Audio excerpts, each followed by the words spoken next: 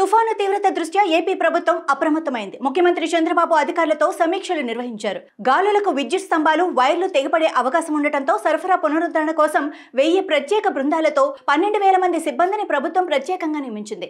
ఎక్కడా ఎలాంటి ప్రమాదాలు జరగకుండా చూడాలని, ఎలాంటి ప్రాణ నష్టం సంభవించకుండా చూడాలని సీఎం చంద్రబాబు అధికారులను ఆదేశించారు. కేంద్రం నుంచి అవసరమైన సహాయ సహకారాలను అందిస్తామని ప్రధాని మోడీ హామీ ఇచ్చినట్లు ఆయన తెలిపారు. ప్రధాని కార్యాలయంతో సమన్వయ బాధ్యతను మంత్రి లోకేష్ కు అప్పగించారు.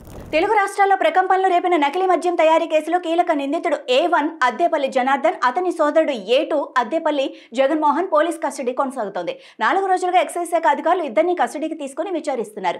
నకిలీ మద్యం తయారీకి సంబంధించి స్పిరిట్ గోవా నుంచి తీసుకొచ్చినట్లుగా జనార్దన్ అంగీకరించాడు. స్పిరిట్ ను జనార్దన్ కు బెంగళూరుకు చెందిన బాలాజీ, అతని తండ్రి సుదర్శన్ అందిస్తున్నట్లు గుర్తించి వాళ్లని అధికారులు అరెస్టు చేశారు. ముఖ్యంగా గోవా లింకులపై అధికారులు విచారణ ముమ్మరం చేయగా నకిలీ మద్యానికి సంబంధించి తయారీలో స్పిరిట్ కీలక పాత్ర పోషించినట్టుగా ఇప్పటికే అధికారులు గుర్తించారు. ప్రైవేట్ ఆసుపత్రుల మాదిరిగానే రాష్ట్రంలోని ప్రైవేట్ మెడికల్ డెంటల్ కళాశాలల యజమానులు కూడా చంద్రబాబు ప్రభుత్వంపై తిరుగుబాటుకు సిద్ధమయ్యారు. పెండింగ్ బిల్లులు చెల్లించాలని, లేని పక్షంలో సమ్మెలోకి వెళ్తామని ఈ నెల 10నే AP private medical dental college managements association ప్రభుత్వానికి లేఖ రాసింది. నెట్వర్క్ ఆసుపత్రులకు చంద్రబాబు ప్రభుత్వం 3,000 కోట్లకు పైగా బకాయి పడిందన్నారు.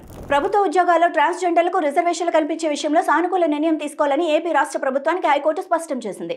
కర్ణాటక రాష్ట్రం ట్రాన్స్జెండర్లకు ప్రభుత్వ ఉద్యోగాల్లో 1% రిజర్వేషన్ కల్పిస్తున్న నేపథ్యంలో మన రాష్ట్రంలో కూడా ప్రభుత్వం అలాంటి నిర్ణయమే తీసుకుంటుందని ఆశిస్తున్నామని తెలిపింది.